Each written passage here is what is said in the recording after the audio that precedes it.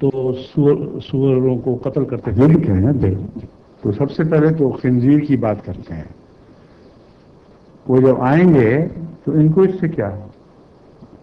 کیونکہ انہوں نے آتے ہی امت محمدیہ کے ان لوگوں کی اصلاح کی بجائے جن میں خنزیری صفات پائی جائیں گی، اس زمانے کے لوگ جو امت محمدیہ کہلائیں گے لیکن خنزیری صفات پائی جائیں گی، ان کی فکر کرنے کی بجائے تو بیلے کے سوروں کو اور مختلف ممالک میں پالے جانے والے سوروں کو قتل کرنے کے درپے ہو جائیں گے. یہی مطلب بنتا ہے.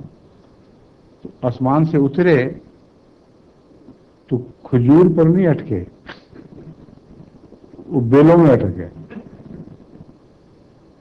اور سور مارنے کے لیے کتنی لمبی عمر درکار ہے. ساری دنیا کی سور ختم کرنے کے لیے خاص طور پر اگر کوئی آدمی پیدل چل رہا ہو تو آپ اندازہ کریں کہ ہزاروں سال چاہیے. اور جو وہ سور مارتے جائیں گے لوگ اور سور پیدا کرتے چلے جائیں گے، اور سوروں سے ان کا چھٹکارا ہی نہیں ہونا کہ وہ مسلمانوں بیچاروں کی طرف توجہ کر سکیں. یہ بات قطعیت کے ساتھ ثابت کر رہی ہے کہ لفظی ترجمہ غلط ہے. کوئی نبی دنیا میں سور مار نبی کے طور پر نہیں دکھایا جا سکتا. اور وہ سارے نبی جن کی مثالیں قرآن کریم میں دی گئی ہیں وہ ان کے نزدیک رسول اللہ صلی اللہ علیہ وسلم سے پہلے گزر چکے ہیں. وہ نئی قسم کے نبی کب کیوں پیدا ہوں گے جبکہ قرآن کریم کے مطابق وہ سارے نبی حضرت صلی اللہ علیہ وسلم کا کچھ نہ کچھ عکس رکھتے ہیں، اور یہی خاتمیت کا معنی ہے. تو حضرت اقدس محمد رسول اللہ صلی اللہ علیہ وسلم نے جو مکروہ کام نہیں کیا وہ آپ کے پیچھے چلنے والا مسیح کیسے کرے گا، جبکہ قرآن اس بات کا گواہ ہے کہ تمام نبیوں کی کہانی قرآن پہ ختم ہو جاتی ہے. ان کے کردار کی تفصیل، کیا کیا کرتے تھے، کیسے معجزے دکھاتے تھے، ایک بھی ایسی چیز نہیں جس کا اشارہ قرآن کریم میں یا واضح ذکر قرآن کریم میں نہ ہو.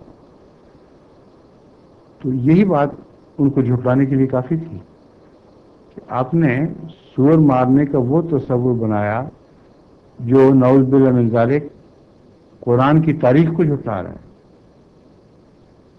اس لیے جب تک اس پیغام کو نہ سمجھیں کہ سور سے مراد سور صفت لوگ ہیں جو اپنے ہم جنسوں سے ظلم کرتے ہیں اور اپنے ہم جنسوں کو قتل کرتے ہیں، کیونکہ سور میں یہ دو صفات بہت نمایاں طور پر متحقق ہو چکی ہیں.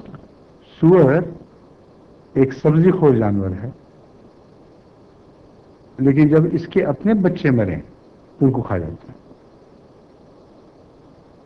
یہ اس کی صفت ہے جو آج تمام دنیا میں انسانوں میں دکھائی دے رہی ہے. وہ انسان کشی کر رہے ہیں اور جانوروں کی حفاظت کا خیال ہے کہ دنیا میں جانور بچ جائیں، فلاں بچ جائے، فلاں بچ جائے، انسان کا کہ بیج مارا جائے ان کو کوالٹی کی پرواہ نہیں. اور پھر بدفعلی وہ جو سور کرتا ہے اس بدفعلی کے متعلق قانون پاس کیے جا رہے ہیں کہ نہ صرف یہ جائز ہے بلکہ نعوذ باللہ من ذالک خدا کی طرف، مسیح کی طرف منسوب ہونے والے چرچ کے رہنما اس بدفعلی میں ملوث ہوں تو قطعاً کوئی حرج. اس لیے حضرت لوط کی قوم کی جو کہانیاں قرآن کریم میں اور بائبل میں بیان ہیں ان سب کو جھٹلا رہے ہیں. اور سور یہ بات ہے، سور کی یہ صفات ہیں جو سدوم کی بستی کی صفات تھیں، اور اصل بات اور عقل کی بات سمجھتے نہیں اور لفظوں پر زور دیے چلے جا رہے ہیں. بس یہی صاحب یہ آگے بات کرتے ہیں کس چیز کی؟ سور کے بعد. سور کا جواب تو میں نے دے دیا نا؟ ہاں سنیے. کوئی مسلمان یہ تصور کر سکتا ہے کہ مسیح یا کسی غیر مسیح کے لیے حضرت صلی اللہ علیہ وسلم کی قبر کھودی جائے؟ اور اس میں دفن کیا جائے. آپ سوچ سکتے ہیں اگر ذرا بھی حیا اور غیرت ہو تو انسان اپنی جان دے دے مگر یہ نہیں ہونے دے گا. اور اگر یہ صداقت کی نشانی ہے تو پھر جو شخص بھی مسیحیت کا دعوے دار ہوگا اسے انتظار کرنا پڑے گا اپنے مرنے کا. جب تک وہ مرتا نہیں اس کے حق میں ثبوت نہیں ملتا. اور جس کو جھوٹا کر کے مارا اس کو دفن ہونے دیں گے تاکہ وہ سچا ثابت ہو جائے. اتنا اندر ہے تصور ہے کہ وہ صاحب مجھے حیرت ہے کہ وہ اپنی عقل کہاں چھوڑ رہے تھے جب یہ باتیں کر رہے تھے. آپ کو کھڑے ہو کے احترام کے ساتھ عرض کر دینی چاہیے تھی کہ جہاں آپ عقل چھوڑ کے آئے ہیں وہاں سے واپس لے کے آئیں.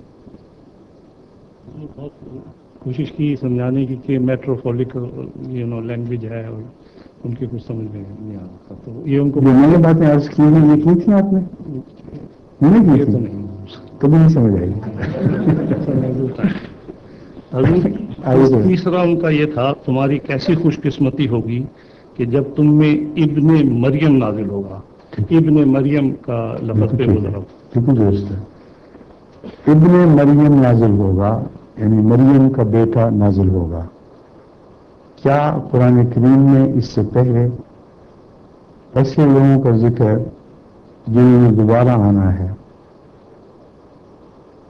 ان لفظوں میں نہیں ملتا جن لفظوں میں اس کا دوبارہ آنا تھا؟ مثلا حضرت یحییٰ کا ذکر قرآن کریم میں موجود ہے کہ حضرت یحییٰ زکریا کے بیٹے وہی تھے جنہوں نے مسیح سے پہلے آنا تھا. سمجھ میں ان کا نام کیا تھا؟ یحییٰ. اور باپ کا نام زکریا. اور جس کے آنے کی پیشگوئی تھی بائبل میں اس کا نام تو ایلیا تھا. اور اس نے ایک آگ کی رتھ پر بیٹھ کر آسمان پر جانا تھا اور اسی رتھ پر بیٹھ کر پہلے اترنا تھا. تو یہ جھگڑا چل پڑا کہ اس کا نام کچھ اور تھا اور مسیح جس کو اپنی خبر دینے والے اپنے سے پہلے آنے والے نبی کے طور پر پیش کرتا ہے اس کا وہ نام نہیں تھا نہ اس کے باپ کا وہ نام تھا جس نے آنا تھا. یہ جھگڑا آج نہیں اٹھا اس وقت اٹھا تھا. اس وقت فیصلہ کس نے دیا؟ نہ آپ نے نہ میں نے خود مسیح نے.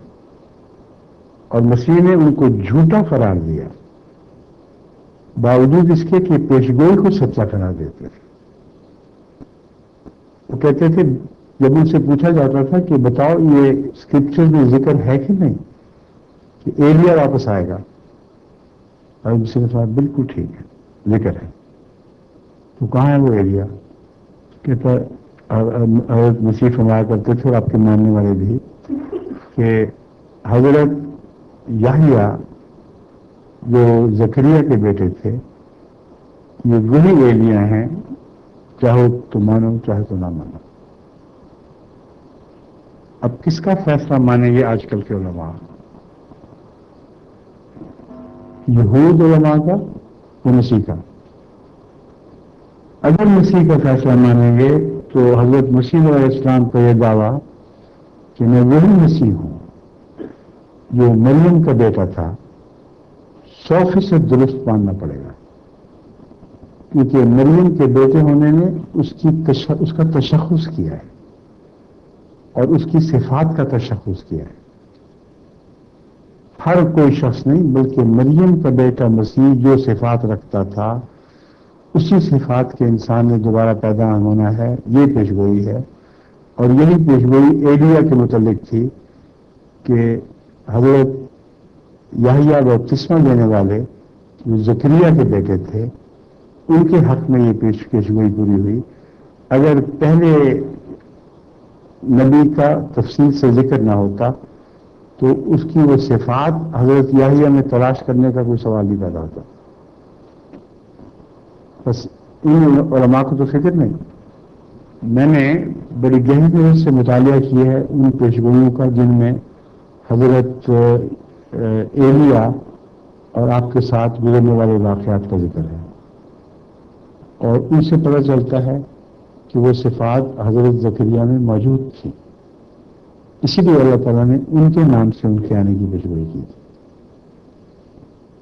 سمجھ گئے؟